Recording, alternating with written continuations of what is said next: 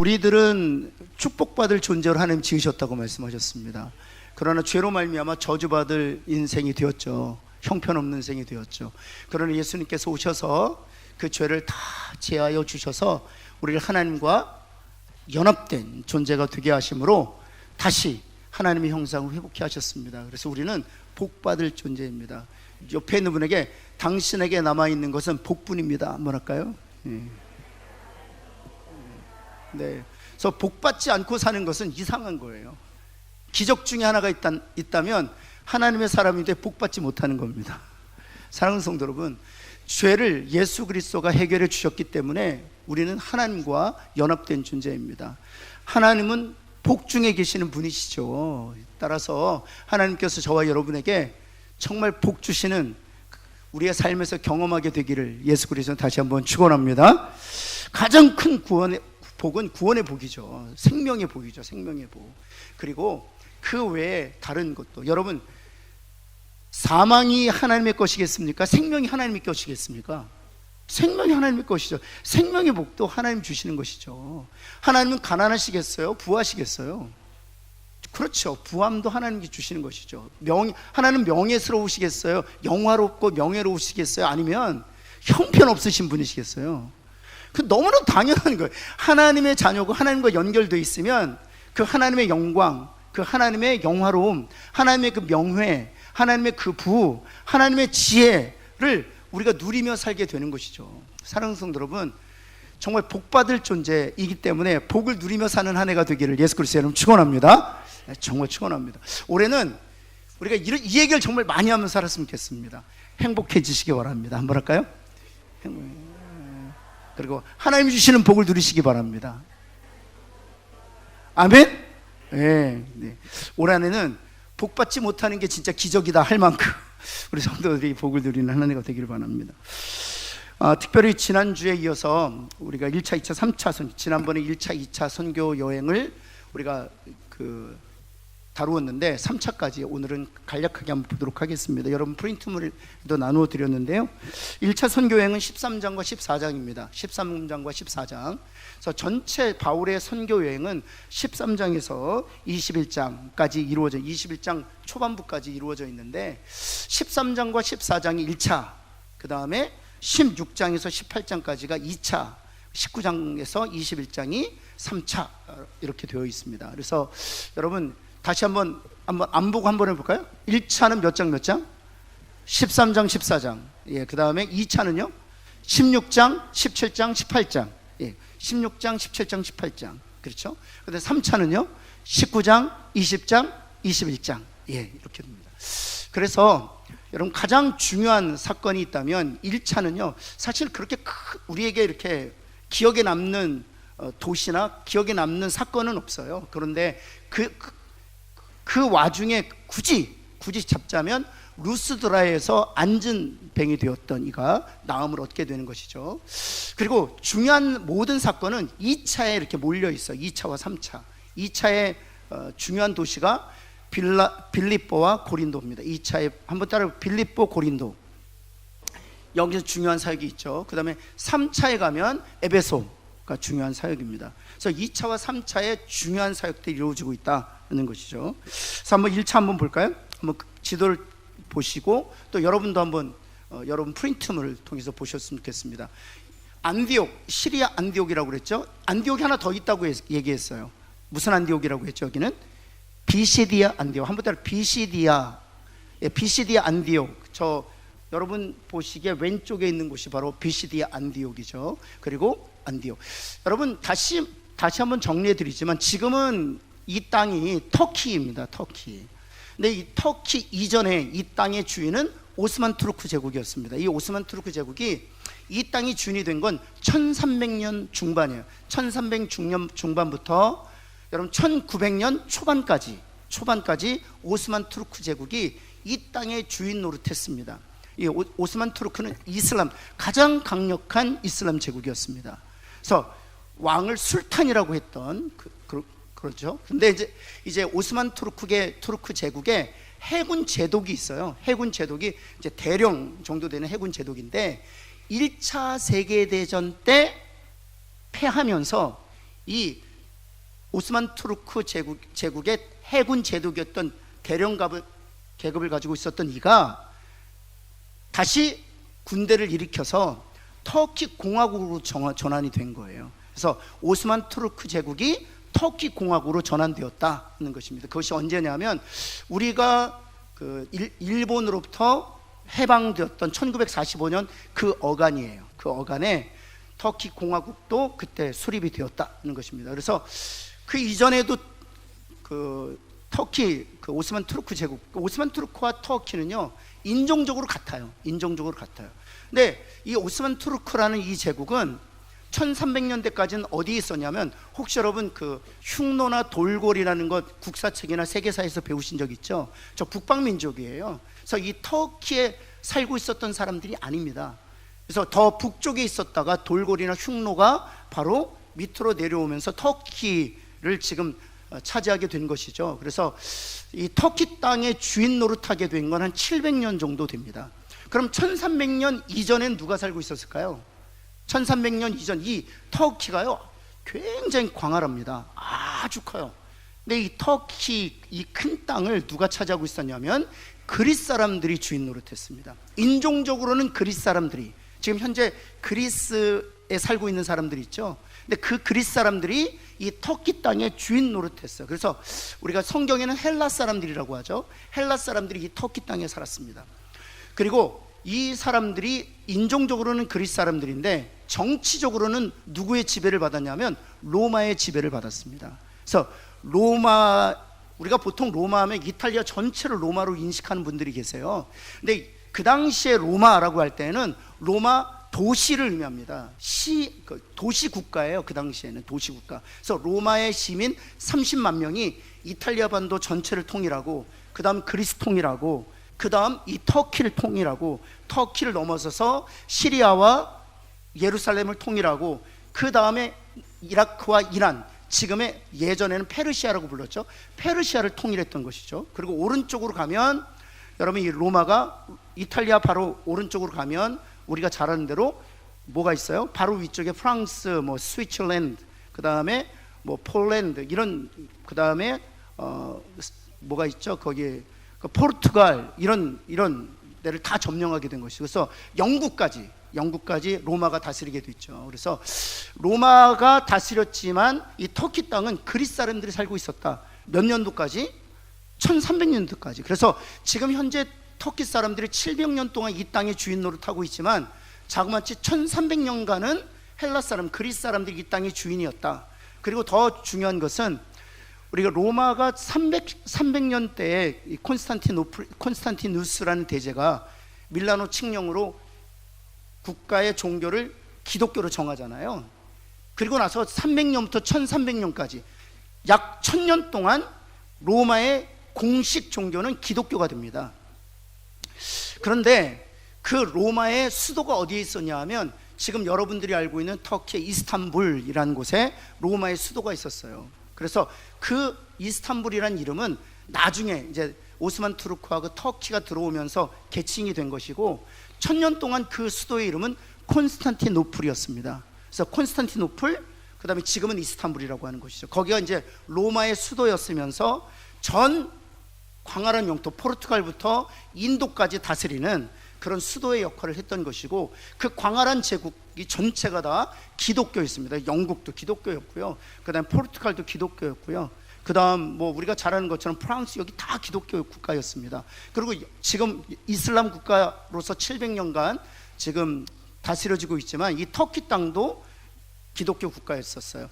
그래서 우리가 잘 알고 있는 것처럼 다소라고 하잖아요. 다소는 이 터키의, 여러분이 보시면 이게 터키인데 터키의 안디옥이라고 하는 데 있죠.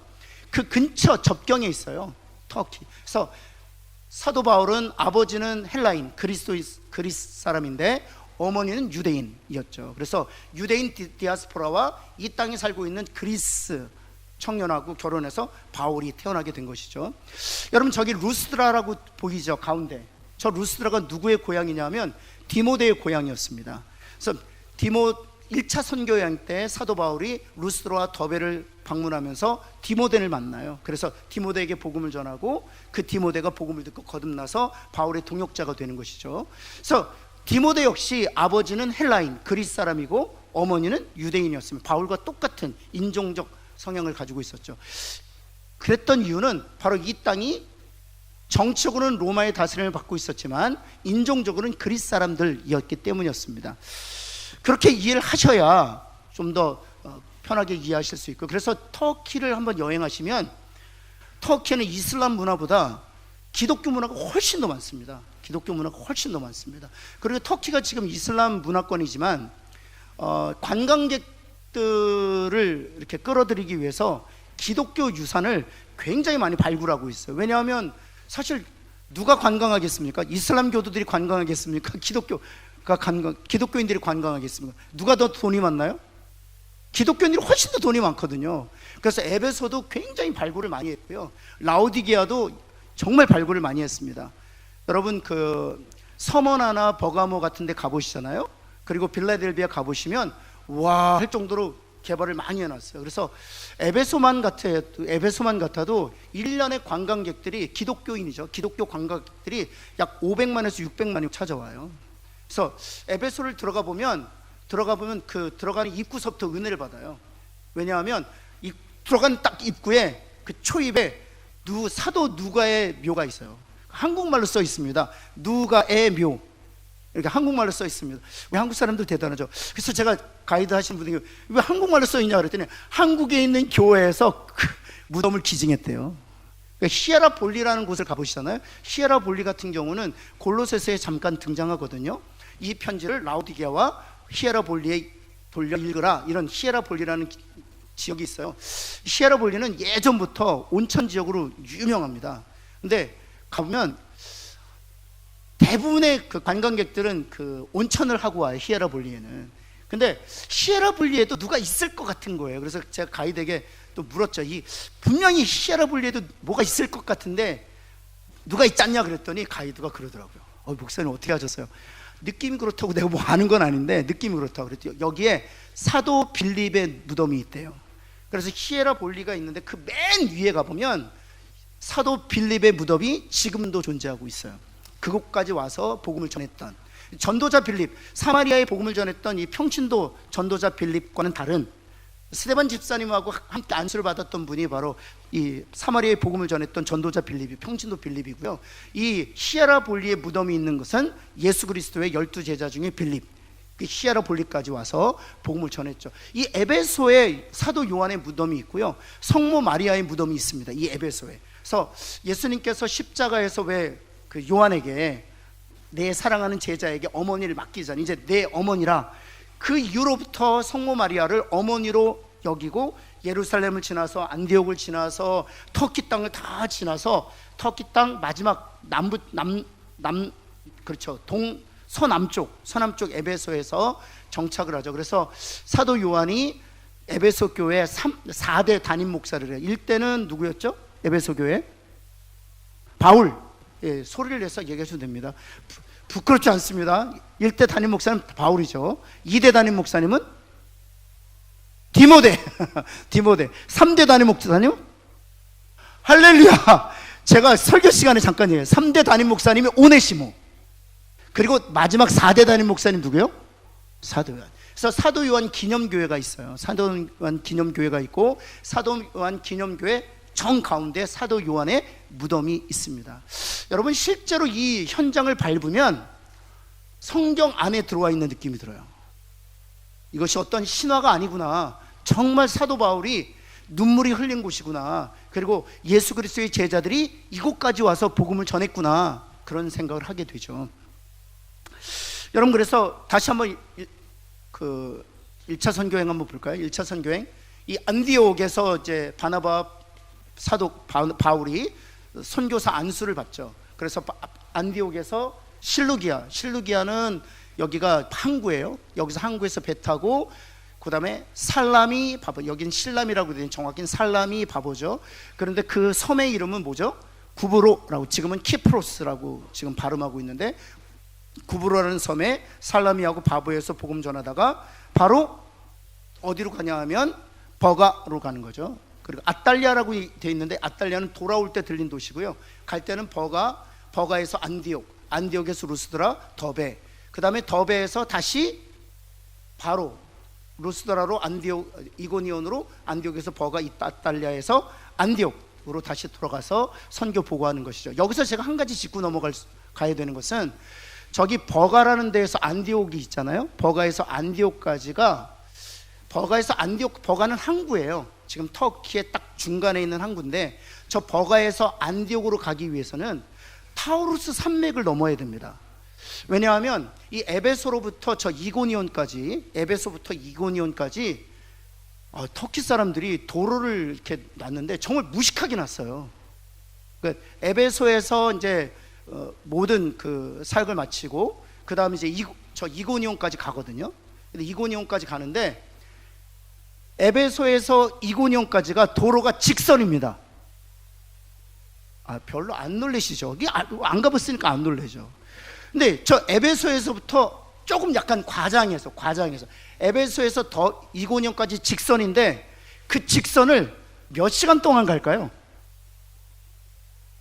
제가 그걸 너무 기억하는 게, 에베소에서 저희가 다 이렇게 방문을 마치고 식당에 들렸어요. 식당에 들렸다가 맛있게 밥을 먹고 떠났는데, 직선인 도로를 향해서 끊임없이 가다가 제가 아차 싶었습니다. 뭘 아차 싶었냐 하면, 아이패드를 식당에 놔둔 거예요.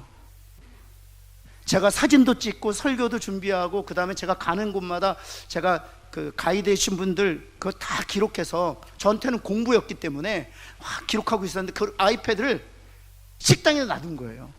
그래서 제가 가이드한테 얘기했더니, 목사님 걱정하지 마세요. 전화했더니 중간에서 다시 돌아가서 만나가지고 받아왔어요. 제가 그래서 기억해요. 여러분, 저기서부터 이고니온까지 20시간이 넘습니다. 20시간이 넘는데 직선이에요. 약간 과정. 그래서 제가 그 운전사에게 통역을 통해서 여기 사고 안 나냐고, 계속 직선이니까. 그리고 터키 땅이 얼마나 비옥한지 몰라요. 산이 하나도 없어요. 그래서 터키는 자급자족, 전 세계에서 유일하게 자급자족이 가능한 나라라고 하죠. 자급자족이. 그래서 직선인데 정말 왼쪽에는 비옥합니다. 흙이 검은색이면 어떤 땅이에요? 걸음 안 줘도 짧은 그 올리브부터 해가지고요, 어마어마합니다. 그래서 노는 땅이 많아요. 그래서 제가 물었어요. 왜 저렇게 노는 땅이 많냐고. 땅이 하도 넓어서 땅을 놀린답니다. 그래야 2, 3년 정도 놀려야 그 다음 심어야 또 잘 되니까. 그래서 하도 땅이 많으니까 여기 경작했다가 여기 또 2, 3년 놀렸다가 여기 경작하고 또 2, 3년 놀렸다가 그런다는 거예요. 너무 땅이 커서. 그런데 그렇게 왼쪽으로, 도로가 직선 도로인데 왼쪽으로는 그런 비옥한 토지예요. 비옥한 땅이에요. 오른쪽은 어떤 땅인 줄 아세요? 그 20시간을 타우루스 산맥이 쫙 같이 가요.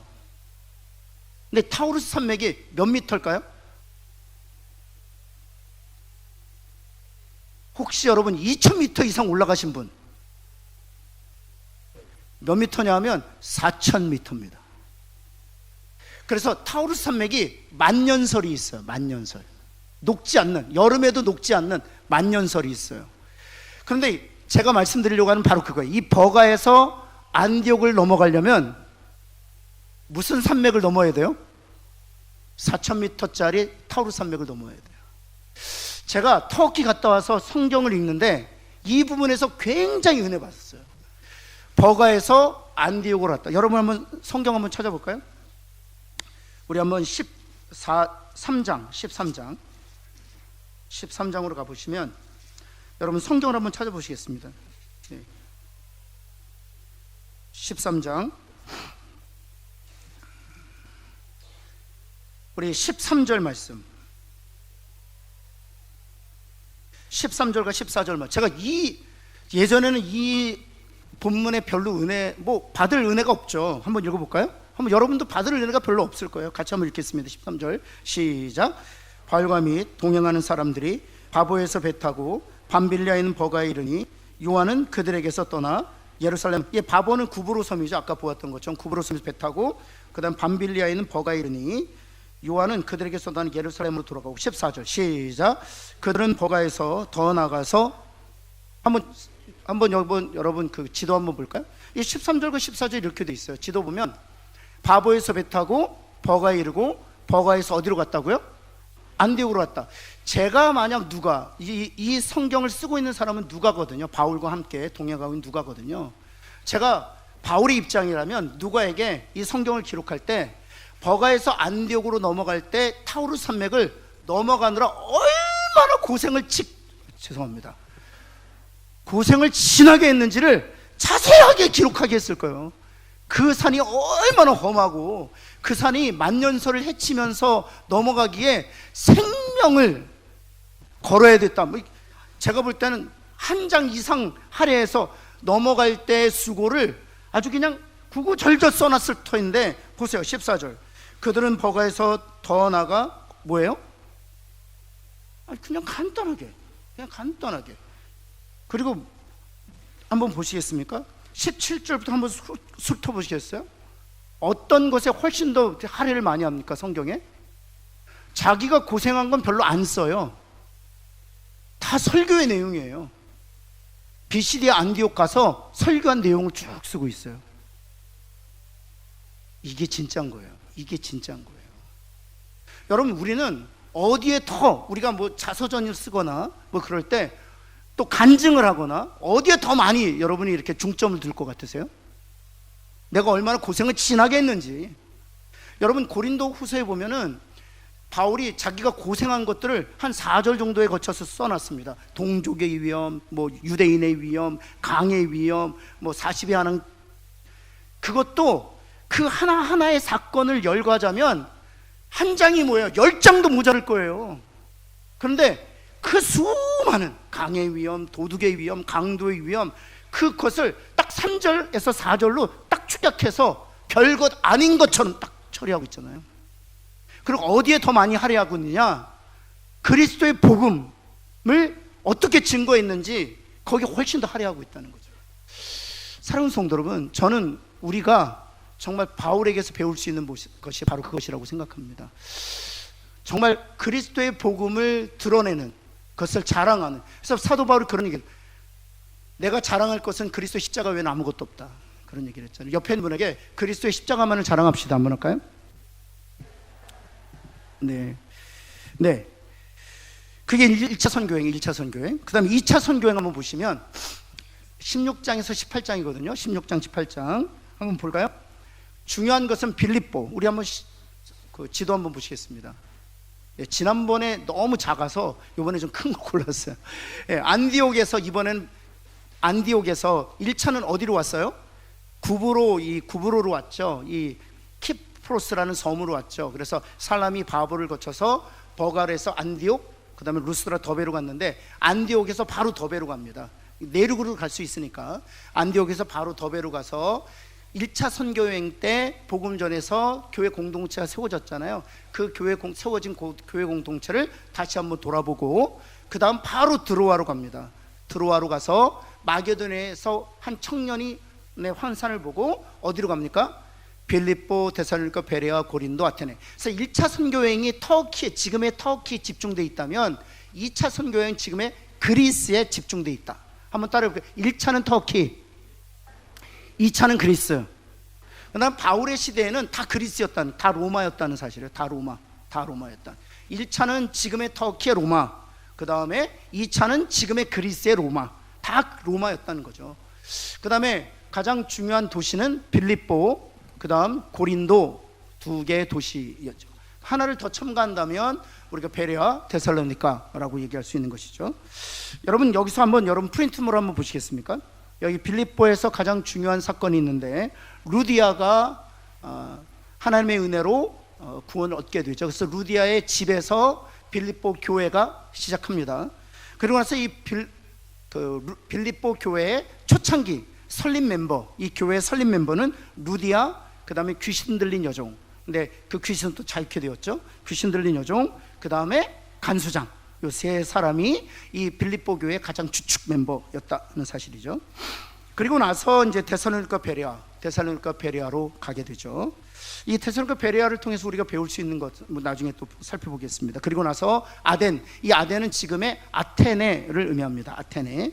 이 아레오바고의 설교, 지난주에 제가 잠깐 보여드렸던 것처럼 이 아레오바고, 약간 돌로 된 동산 정도 되는 것이죠. 근데 이 아레오바고가 왜 중요했냐면 아레오바고의 위쪽에는 파르테논 신전, 그 이방 신전이 있었고, 그 다음에 아레오바고 밑에는 그 아고라라고 해서 시장이 있었기 때문에 여러분 신과 사람들을 연결하는 그런 매개자의 역할을 한다. 그래서 이 아레오바고라는 이 돌로 된 약간의 동산이 굉장히 그 로마 사람들에겐 중요한 역할을 했었어요. 신과 사람들을 연결한다. 그래서 거기서 재판도 많이 하고, 그 다음에 신으로부터 받는 신탁도 많이 했죠. 그런데 바울이 의도를 가지고 그 아레오바고에서 하나님을 증거하는 것이죠. 하나님을, 우상을, 너희가 섬기는 그 신은 우상이고, 그 다음에 오직 하나님은 한 분이시다. 시장에 있는 그 사람들에게 복음을 전했던 것이죠. 근데 아테네에서는 사실은 그 열매가 없어요. 많이 열매가 없습니다. 옆에 있는 분에게 바울도 열매가 없다, 괜찮다 한번 할까요? 제가 이 아데네에서의 바울의 사역에 위로를 정말 많이 받습니다. 그런데 열매가 없는 것도 이렇게 하나님이 다 기록하게 하시잖아요. 여러분 옆에 있는 분에게 바울도 열매가 없었다, 괜찮다 한번 할까요? 이 아테네, 이 아레오바고에서 설교했던 설교의 설교문이 장문이 이렇게 기록되어 있어요. 그럼에도 불구하고 이 아테네에서는 정말, 아테네는 교회가 세워지지 않습니다. 혹시 여러분 아테네에 보낸 편지 혹시 읽어보셨어요? 아니요. 고린도 교회, 뭐 빌립보 교회, 데살로니가 교회, 베레아 교회 다 있지만 아테네에는 교회가 세워지지 않았어요. 이것은 무엇을 말하는가 하면 여러분 우리의 노력이나 우리의 열심으로 하나님이 이루어지는 게 아니에요. 하나님의 뜻을 하나님이 이루시는 것이죠. 아멘? 그래서 우리는 최선을 다할 뿐이에요. 복음의 씨앗을 뿌리는 것도요, 우리는 그냥 뿌릴 뿐이에요. 그러나 그 씨앗을 뿌리 내리게 하시고 자라게 하시고 열매 맺게 하시는 분은 하나님이신 줄을 믿습니다.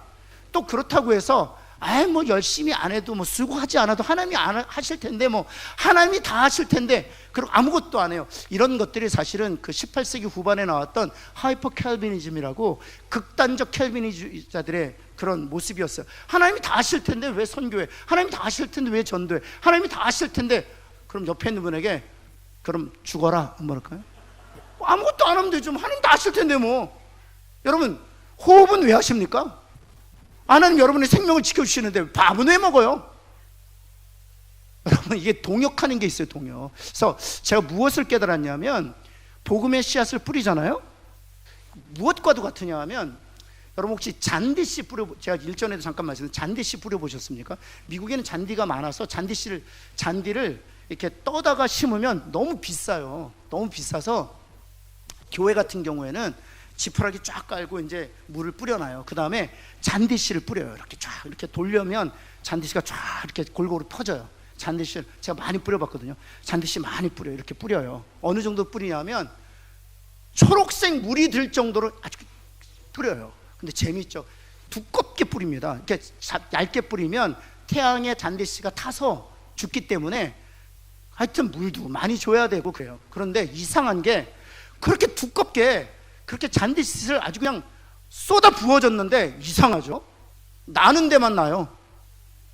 안 나는 데는 안 나요. 근데 생각해 보세요. 잔디씨를 아예 안 뿌렸다면 났을까요? 안 났을까요? 안 났죠. 열심히 뿌렸거든요. 두껍게 그 넓은 운동장을. 그런데 나는 데만 나더라. 안 뿌리면 그 나는 데만 나는 것도 안 나는 거예요. 여러분 우리가 해야 될 일이 뭔지 아세요? 우리가 구원을 하는 게 아니에요. 우리가 열심히 씨앗을 뿌립니다. 그러면 하나님이 창세전에 택하신 영혼들이 그 복음의 씨앗을 받고 구원에 이르게 되는 것이죠. 아멘? 여러분 그래서 때로는 씨앗을 뿌렸는데 바울이 아덴처럼 열매가 없다고 낙심하지 마세요. 여러분 하나님께서 아덴은 하나님의 교회를 세우기로 정하시지 않은 곳인 것이죠. 사랑하는 성도 여러분, 우리가 열심히 씨앗을 뿌리면 나머지는 하나님이 하실 줄을 믿습니다. 그리고 나서 고린도에서 1년 6개월을 버티죠. 여러분 아덴보다 고린도가 훨씬 힘들었습니다. 왜냐하면 고린도에는 터줏대감들이 있었어요. 터줏대감들이 누구였냐면 바로 유대인들이었습니다. 여러분 자그만치 고린도에 유대인이 10만 명이 살았대요. 20만 명 인구였는데 10만 명이 유대인이었대요. 그럼 제가 여러분에게 묻겠습니다. 10만 명이 유대인이었다면 유대인의 교회라고 얘기하는 회당은 몇 개 있었을까요?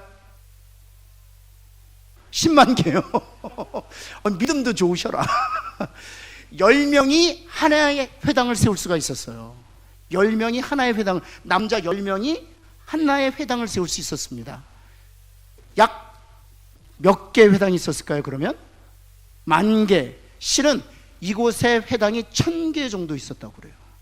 여러분, 고린도에 회당이 1,000개 정도 있었다면 이 고린도는 완전히 제2의 예루살렘이에요. 얼마나 핍박이 심했겠어요. 얼마나 복음 전하는 것이 그래서 고린도 이때 보면 바울이 고린도에 가서 두려움에 사로잡혔다는 표현이 되게 많아요. 이 아덴에서도 그런 표현이 없습니다. 빌립보에서도 그런 표현이 없고요. 데살로니가에서 표현이 없어요. 근데 이 고린도에는 내 마음이 심히 떨렸다, 그런 표현을 해요. 왜냐하면 그 강력한 유대인들의 그런 저항이 있었기 때문에. 그런데 고린도에서 몇 년을 있었다고요? 1년 6개월. 그러니까 하나님이 택하시는 곳이 있다니까요. 사랑하는 성도 여러분, 옆에 있는 분에게 우리 교회는 하나님이 택하신 곳입니다 한번 할까요? 아멘? 그래서 이렇게 보면 되는데 돼요. 아멘? 옆에 있는 분에게 우리가 잘해서가 아니다. 우리가 잘해서가 아니야. 하나님이 택하신 곳이었기 때문이에요. 여러분, 앞으로도 잘 될 줄을 믿습니다. 지금까지도 잘 됐는데 어떤 고난과 어떤 역경이 있어도 그 고난과 역경을 다 넘을 수 있었던 것은 하나님께서 이곳을 택하셨기 때문이에요. 이곳을 기뻐하시기 때문이에요. 우리 교회 공동체를 통해서 하나님이 하실 일이 있기 때문이에요. 박 목사가 잘해서가 아니에요. 우리 시무장로님들이 탁월해서가 아니에요. 하나님이 우리 교회를 이미 택하셨기 때문인 줄을 믿습니다. 그래서 아덴이 아닌 고린도에서 하나님께서 놀라운 열매를 맺게 하신 거죠. 여러분, 그래서 고린도에서 1년 6개월 있는 동안 브리스길라와 아굴라를 만나요. 이 만남을 정말 너무 부러워요. 여러분 옆에 있는 분에게 이런 만남이 있기를 축복합니다. 뭐랄까요? 이 브리스길라와 아굴라 같은 만남, 바울에게 얼마나 큰 힘이 됐는지 몰라요. 바울에게 가장 큰 힘이 되었죠. 같이 천막 짓는 그럼 바울이 더 천막을 잘 졌을 것 같으세요? 이 아굴라가 훨씬 더 천막에 잘 졌을 것 같으세요? 아굴라가 훨씬 더 제가 볼 때는 바울이 아굴라한테 많이 배웠을 거예요. 천막을 이렇게 바느질하다, 아유 사도 바울 저로 가라고 많이 배웠을 것 같아요. 그리고 굉장히 밥도 많이 얻어먹었을 것 같아요. 브리스길라가 요리 솜씨가 좋았을 것 같아요. 밥도 많이 얻어먹었을 것 같아요. 기도의 동역자이기도 했죠. 말씀의 동역자이기도 했습니다. 아볼로를 데려다가 가르칠 만큼 그렇게 탁월한 그런 사역자가 되었죠. 그리고 나서 회당장 소스네대가 맞아요. 한 1,000개의 회당장 중에 이 소스네대가 사실은 굉장히 고린도에서 그 역사적 고증을 보면 굉장히 유명한 회당장이었다. 우리 목사님들이 많지만 목사님들 중에서도 탁월한 영적 지도자들이 있잖아요. 이 소스네대가 그런 유대인 지도자 중에 아주 탁월한 랍비였대요. 그런데 소스네대가 맞는데, 재밌는 거는 소스네대가 맞는 것으로 성경은 끝나는데, 놀라운 것은 이 고린도 교회의 4대 목사님이 바로 이 소스네대, 제가 말씀드렸던 것처럼 맞고 나서, 제가 볼 땐 맞고 나서 복음을 받아들였지 않았을까 그런 생각이 들어요. 맞고 나서 고난을 당하고 진리를 받으려고 복음을, 그리고 나서 여기에 무엇이 쓰여지냐 하면 데살로니가 전서와 데살로니가 후서, 심지어 로마서가 이 고린도에서 1년 6개월 사역하는 동안 쓰여져요. 이 고린도 사역이 얼마나 대단해요. 고린도 사역을 통해서 로마서가 우리 손에 쥐어졌다는 게 얼마나 감사해요. 옆에 있는 분에게 로마서는 어디? 그럼 고린도 말해주세요. 시작. 고린도 1년 6개월 동안 사역하면서. 그 다음 3차 선교회 한번 볼까요? 3차 선교 19장 21장인데 여기에 가장 중요한 지점은 에베소입니다. 에베소. 2차는 빌립보와 고린도. 한번 제가 여쭐게요. 2차는 어디요? 빌립보와 고린도. 3차는요? 에베소 사역이 중요해요. 에베소 사역. 이 에베소 사역이 2년 동안 두란노 서원에서 가르치죠. 근데 여기에 보시면 다시 한번 볼까요? 안디옥에서 에베소로 와요. 그래서 이 에베소에서 사실은 굉장히 많이 다녔지만 이 3차 선교행 중에 가장 시간을 많이 할애한 것이 에베소예요. 에베소에서 2년 이상을 머물면서 섬겼기 때문에. 그리고 나서 드로아, 빌립보, 데살로니가, 고린도, 여기는 이미 세워졌던 교회 공동체를 한 번 정도씩 방문하고 다시 예루살렘으로 돌아가는 것입니다. 그래서 사실 3차 선교의 가장 중요한 지점은 바로 에베소예요. 근데 재밌는 것은 2차 선교여행 때 사실 에베소에 가서 복음을 전하려고 했는데 성령이 막으시죠. 이따 좀 보겠지만 성령이 막으세요. 그리고 나서 이 빌립보, 데살로니가, 고린도에 복음을 전하게 하세요. 근데 3차 때는 이 에베소에 문을 열어주신다는 거예요. 그럼 옆에 있는 분에게 하나님의 때가 있다. 반드시 하나님의, 그리고 한 번 더 합시다. 억지로 열려고 하지 마라. 반말이죠. 억지로 열려고 하지 맙시다. 억지로 열려고 하지 마세요. 하나님의 때가 있어요. 여러분 생각해 보세요. 왜 2차 때 열어주시지 않고 3차 때 열어주시지? 몰라요. 왜 그렇게 하셨는지. 근데 하나님 방법이라니까. 하나님의 방법. 물론 이유가 있습니다. 하나님께서 나중에 성서학자들이 왜 2차 때 그리스로 옮기시고 3차 때 에베소를 가게 하셨는가? 이유가 있어요. 나중에 설명드릴게요. 2년 동안 있는 동안 마술책을 불태우죠. 약 은 5만을 불을 태웁니다. 그리고 나서 아데미 신상 모형이 더 이상 팔리지 않아요. 왜냐하면 이 에베소 전체가 복음을 받아들이고 복음에 의해서 진동을 경험하게 된 이후에, 그리고 나서 아데미 신상, 복을 비는 한 손끝에서 한 팔꿈치 정도 되는 한 45cm 정도 되는 아데미 신상이에요. 아데미 신상을 더 이상 사람들이 그 집에서 그렇게 모시지 않게 됩니다. 그래서 이 데메드리오라는 사람이 누구냐면 이 아데미를 은으로 만드는 그런 상인이었어요. 그래서 판매했던, 그것을 경제적 이익을 얻었던 사람입니다. 이 아데미 신상이 더 이상 팔리지 않는 거예요. 그러자 이제 바울을 핍박하게 되는 것이죠. 그리고 나서 이 갈라디아서와 고린도전서가 이곳에서 쓰여집니다. 갈라디아서, 고린도전서가 이 에베소에서 쓰여져요. 그리고 다시 여기에 보면 에베소에 머물다 다시 빌립보로 가잖아요. 이 빌립보에서 고린도후서와 디모데전서와 디도서가 쓰여지고요. 그 다음에 이제 다 3차 여행 다 끝난 다음에 우리가 잘 아는 것처럼 예루살렘 감옥에 있다가 로마로 가잖아요. 로마에서 셋집에서 감옥 생활하지 않습니까? 약 한 2년 정도 머무는데 거기서 에베소서, 빌립보서, 골로새서, 빌레몬서, 우리가 잘 알고 있는 옥중서신이 로마 감옥에서 쓰여지게 됩니다. 그러면 잠깐 보고 마치겠습니다. 여러분 5번 한번 보시겠습니까? 뒷장을 보시면 거기에 보면 바울 서신의 기록 장소 종합을 제가 해놨어요. 한번 보시면 에베소에서 갈라디아, 고린도 3차 선교여행 때 갈라디아서, 고린도전서가 쓰여졌고요. 고린도에서는 뭐가 쓰여졌어요? 몇 차 선교여행 때죠? 이때가 2차. 데살로니가전서, 데살로니가후서, 로마서가 쓰여지고요. 빌립보, 이거 3차 선교여행이죠. 고린도후서, 디모데전서, 디도서. 여기 로마 감옥 1차, 2차, 3차 선교여행 다 끝나고 나서 로마에 가서 감옥살이 할 때 에베소서, 빌립보서, 골로새서, 빌립보서, 디모데후서가 쓰여졌다. 이렇게 쓰여지면 됩니다. 6번 한번 보시고 6번만 제가 하고 마칠게요. 여러분 이 복음의 능력에 대해서 좀 잠깐 나누고 싶은데, 짧게 말씀 나누고 싶은데, 2차 선교 시 빌립보에서 있었던 일이에요. 2차 선교여행지 빌립보였어요. 한번 16장 16절 우리 한번 같이 한번 읽어볼까요? 같이 한번 읽겠습니다. 시작. 우리가 기도하는 곳에 가다가 점으로 그 주인들에게, 그쵸, 귀신 들린 여종이 있었어요. 그런데 이 여종 하나를 여러 주인들이 수했다는 사실을 이 16절을 통해서 알 수 있는 거죠. 여종 하나를, 그 주인들, 그래서 여종 하나를 여러 주인들이 소유하고 있었다. 그래서 경제적 이익을 주었다는 거예요. 왜? 점치는 여종이었기 때문에. 18절 말씀 한번 볼까요? 바울이 그 귀신에게 이르되 예수 그리스도의 이름으로 내가 내게 명하노니 그에게서 나오라 하니 귀신이 즉시 어떻게 됐다고요? 나왔다. 16장 19절 말씀 한번 같이 한번 읽어볼까요? 시작. 여종의 주인들은 자기 수익의 소망이 끊어진 것을 보고 바울과 실라를 붙잡아. 그랬다는 거죠. 여러분 이 복음의 능력이라는 것은 단순히 성경 안에만, 그리고 이 복음의 능력은 단순히 우리의 어떤 내면 안에서만 일어나는 것이 아니라 사회 변화로 나타나는 거라는, 사회 변화. 복음의 능력은 우리 가정이 변화되고 또 우리 교회 공동체가 변화되고 이 사회가 변화되는 것이 이 복음의 능력이라는 것입니다. 우리가 이미 보았던 것처럼 귀신 들린 여종을 여러 주인들이 소유하고 경제적 이득을 착취하고 있었습니다. 근데 복음이 들어가자 그 여인이 자유하게 되었고 사회적 변화가 일어나게 된 것이죠. 한 여인을 여러 남성들이 착취하고 있었던 상황이거든요. 근데 복음이 그 문제를 풀어 주었다는 사실. 복음은 그런 거예요.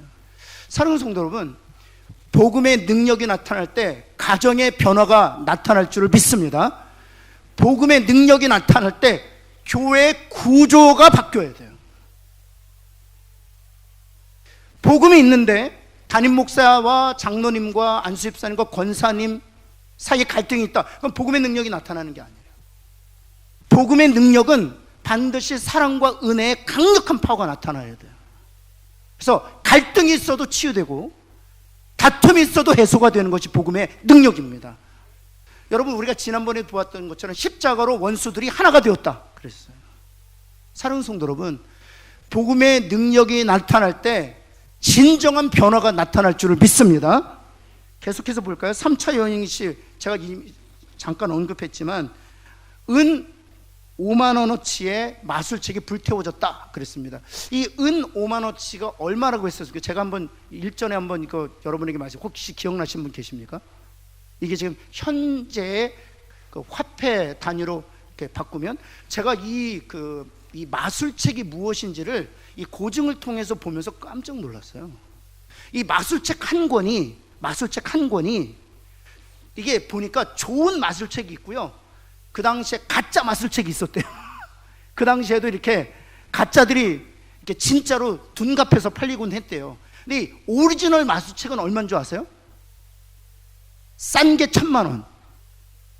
왜냐면 이 마술책은 그 당시 사람들은 실제로 번영과 복을 가져다 주었다고 믿었기 때문에, 실제로 여러분 불교에서요, 부적 있죠, 부적. 비싼 건 아주 비쌉니다. 아주 비쌉니다. 그렇죠? 아시는 분 계시잖아요. 예전 과거에 몇 천만 원씩 해요. 굿은 얼마씩 합니까? 깜짝 놀랐어요. 2억짜리 굿이 있대요. 3억짜리 굿이 있대요. 안 해보셨으니까 모르지. 여러분, 마술책 한 권 아주 싼 게 1,000만 원이었어요. 1,000만 원. 이거는요, 단순히 마술책의 가치뿐만 아니라 실은 재산 증식의 가치도 있었어요. 그래서 이 은 5만 원치는 약 오늘날 우리의 나라 돈으로 한 50억 정도의 가치가 있다고 그래요. 이것은 무엇을 얘기하느냐? 에베소 전체 시민들이 복음에 반응해서 더 이상 이 마술책이 우리에게 번영과 복을 가져다 주지 않을 것이라는 분명한 확신을 갖게 되었고, 이건 헛것이다는 그 진리를 알게 된 것이죠. 진리가 그들을 자유케 함으로 다 불태운 거예요.